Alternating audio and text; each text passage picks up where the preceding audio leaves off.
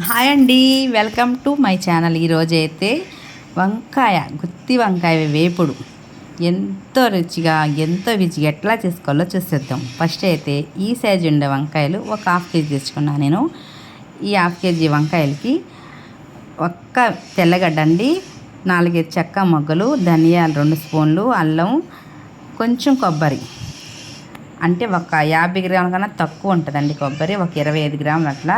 ఆ కొబ్బరి కూడా తీసుకొని సన్నగా ముక్కలు కట్ చేసేసుకొని, మనమైతే ఆ కొబ్బరిని, ధనియాలని, చెక్క మొగ్గని అంటే పట్టా లవంగాలు ఇవన్నీ ఇట్లా కొంచెం మాడకుండా వేయించేసుకుందాం. నూనె వంకాయ మనం చాలా చేస్తున్నామండి మన ఏరియాలో. వంకాయ బజ్జీ, వంకాయ పచ్చడి, వంకాయతో చాలా రకాలు చేస్తున్నాం. కానీ ఈ వంకాయని ఏ విధంగా చేస్తున్నా కూడా చేసే విధంగా చేస్తే చాలా రుచిగా ఉంటుంది అనమాట. అసలు వంకాయ అంటే ఇష్టం లేని వాళ్ళు ఎవరుంటారు చెప్పండి? ఎవరైనా వంకాయ అంటే ఆహా ఓహో అని లొట్టలు వేసుకొని తినేస్తారు, కానీ వంకాయ అంటే వద్దన్న వాళ్ళు ఎవరు ఉంటారనమాట. నాకు తెలిసి వంకాయ అంటే మా ఇంట్లో వాడు చాలా ఇష్టంగా తింటారు. ఈరోజు అయితే నేను పప్పుచారులోకి ఈ విధంగా వంకాయని అయితే ఫ్రై చేసేసాను. ఇట్లా మొత్తం ఇట్లా మనకి ఇవైతే కొంచెం బ్రౌన్ కలర్ మారే వరకు వేయించుకోవాలి. ఇట్లా పచ్చి కొబ్బరి, ఎండు కొబ్బరి అండి, కొబ్బరిని ఇట్లాగా కొంచెం పచ్చి వాసన అంతా పోయే వరకు ధనియాలు అవన్నీ ఇట్లా ఈ విధంగా వేయించేసుకొని పక్కకు తీసి పెట్టేసుకుందాం. ఈ విధంగా వేగిన వాటిని కొంచెం చల్లారనిచ్చి మిక్సీకి వేసేసుకుందాం. అంటే మిక్సీకి వేసేటప్పుడు మనం అల్లం వెల్లుల్లి కూడా కలుపుకొని వేసుకోవాలన్నమాట. ఇట్లా కొంచెం చల్లారాక మిక్సీ జార్లో పోసేసుకొని ఆ అల్లం వెల్లుల్లి కూడా దీంట్లోనే వేసేసి మిక్సీ పట్టేసుకోవడమే.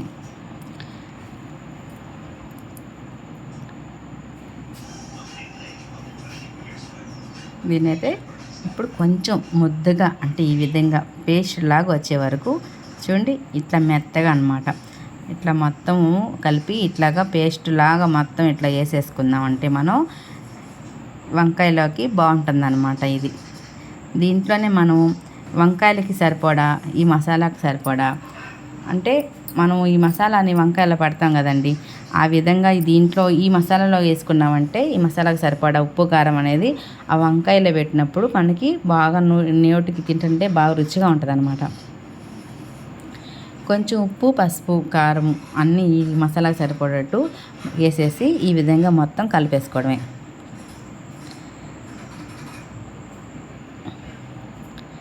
ఈ గుత్తి వంకాయ వేపుడు అసలు మనం ఇట్లా నేను తీసుకొచ్చినట్టు లేత వంకాయలు చిన్నవి తీసుకొచ్చామంటే ఈ మసాలా పెట్టి ఒక్క నిమిషం అట్లా పెట్టామంటే చాలండి, ఎంత ఈజీగా వేగిపోయి నోటికి తింటుంటే ఎంత రుచిగా ఉంటాయంటే ఈ సైజు వంకాయలకి అయితే ఇట్లా చేసుకోవాలన్నమాట.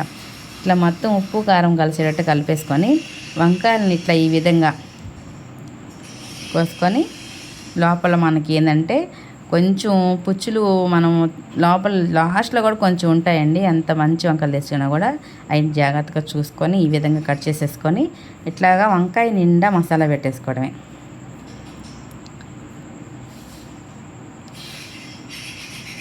ఈ విధంగా మొత్తం మసాలా అంతా వంకాయ నిండా పెట్టుకోవడమేనండి, చాలా బాగుంటుంది. హాఫ్ కేజీ వంకాయలకి నేను తీసుకున్న మసాలా అయితే కరెక్ట్గా సరిపోయిందనమాట. దీనికి ఏం మన దారాలు అట్లా ఏం చుట్టనక్కర్లేదండి. ఇట్లా మొత్తం వంకాయకి పెట్టేసేస్తే అట్లానే మనం కానీ నూనెలో వేసామంటే అట్లానే వేగిపోతుంది, బాగుంటుంది అనమాట మనకైతే.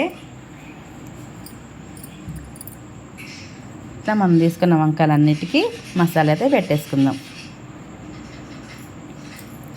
ఇట్లా అన్నిటికీ వంకాయలకి పెట్టుకున్నాక మసాలా ఏమైనా కొంచెం ఎక్స్ట్రా మిగిలినా కూడా ఏమీ ఇబ్బంది లేదండి, నాకైతే కరెక్ట్గా సరిపోయింది.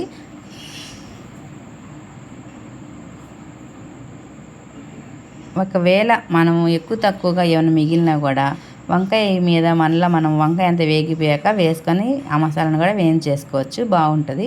అంటే మరీ ఎక్కువ కాకుండా ఇట్లా లిమిట్గా చేసుకున్నప్పుడు ఒక 2-3 స్పూన్లు మిగిలితే ఇబ్బంది ఏం లేదనమాట. ఇట్లా అన్ని వంకాయలకి ఈ విధంగా పెట్టేసి వంకాయలను ఇట్లాగా మొత్తం మనం 4-5 చీలికలుగా అట్లా కట్ చేసినా కూడా నూనె వంకాయ కట్ చేసి నీళ్ళలో వేస్తాం కదండి, దాంట్లో అయితే కంపల్సరిగా ఉప్పు అనేది వేయాలండి. లేదంటే మనం ఎంత లేత వంకాయలు తీసుకున్నా కూడా కరుణ్ పట్టేస్తుంది అనమాట వంకాయ. కరునెక్కిన వంకాయలో మనం ఏ మసాలా పెట్టినా ఎంత నీట్గా చేసినా అసలు అది ఉడకనే ఉడకదండి, గట్టి పడిపోతుంది అనమాట వంకాయ అంతా. ఈ విధంగా స్టవ్ వెలిగించి ఒక కడాయి పెట్టుకొని ఆయిల్ వేసుకొని, ఆయిల్ వీటెక్కంగానే ఒక టేబుల్ స్పూన్ ఆవాలు, టేబుల్ స్పూను జీలకర్ర, మినపప్పు, పచ్చిశనగపప్పు అన్నీ ఈ విధంగా వేసేసి అవి కూడా కొంచెం లైట్గా వేగే వరకు వేయించుకొని కరివేపాకు వేసేసుకొని, అంటే మొత్తం బాగా మాడినట్టు వేయించుకోకూడదండి, లైట్ కలర్లో వేయించేసుకుంటే సరిపోతుంది అనమాట. వేయించుకున్నప్పుడు మనం ఈ వంకాయలు వేగుతుంటాయి కదండి, కొంచెం టైం పట్టినప్పుడు ఆ మిగతా ఆ పచ్చి అనేది, అంటే ఆ తాలింపులో ఆ మినపప్పు, ఆ పచ్చెనపప్పు కూడా నీట్గా వేగిపోద్ది అనమాట. ఫస్టే మనం బ్రౌన్ కలర్ వచ్చేవరకు వేయించాక ఈ వంకాయలను పెట్టామంటే అప్పుడు మనకి కలర్ మారిపోతుంది అనమాట, టేస్టే మారిపోద్ది. కొంచెం లైట్గా దోరగా వేగాక ఇట్లాగా వంకాయలన్నీ ఈ విధంగా పెట్టేసి మనం మిగిలిన మసాలా కూడా అట్లా పైన వేసేసుకుందాం.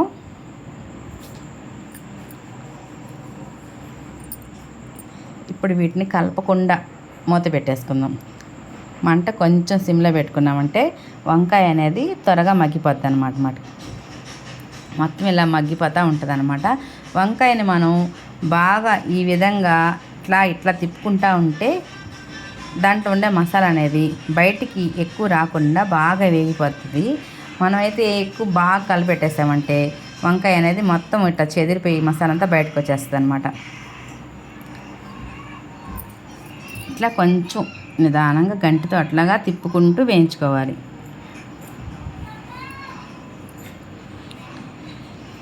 మనం నాన్ వెజ్ తిననప్పుడు ఎక్కువగా చాలామంది నాన్ వెజ్ అందరు తింటారని కాదండి, ఎప్పుడైనా ఎక్కువ తినేవాళ్ళు నాన్ వెజ్ తిననప్పుడు ఈరోజు పప్పేనా అని అనుకోకుండా ఇట్లాగా మనం ఈ గుత్తి వంకాయ వేపుడు కానీ చేసుకున్నామంటే సూపర్గా, అసలు ఇంతకంటే నాన్ వెజ్ అనిపిస్తుంది మనకి, అంత కమ్మగా ఉంటుంది నోటికి, చాలా బాగుంటుందండి. చూస్తారు కదా వంకాయ ఎంత ఈజీగా మగ్గిపోయిందో. ఇప్పుడు ఇంకొకసారి మనం అట్లా గంటితో తిప్పేసామంటే వంకాయ అంతా మనకి వేగిపోతుంది అనమాట.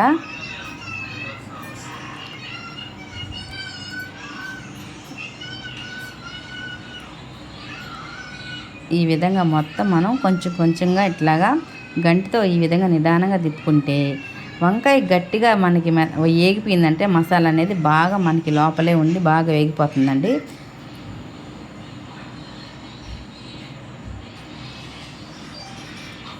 ఈ విధంగా మొత్తం వేయించేసుకొని దీంట్లోకి మనం పప్పు చారే చేసుకోవాలని ఏం లేదండి, మనము ఈ వంకాయతోన కలుపుకొని తినేంత రుచిగా అయితే వచ్చేస్తుంది మనకి కర్రీ. కానీ మనం తింటాము, మనకి ఇష్టం కాబట్టి, ఇంట్లో అందరు తినరు కాబట్టి వాళ్ళ కోసం ఒక రసమో, పచ్చడో, పులుసో ఏదో ఒకటి చేసి ఇది చేసామంటే ఎప్పుడు తినని వాళ్ళు కూడా ఆహా ఓహో అనుకుంటూ మీకైతే ఆ రోజు చాలా బిరుదులు ఇచ్చేస్తారు, సూపర్గా చేసామని చెప్పి.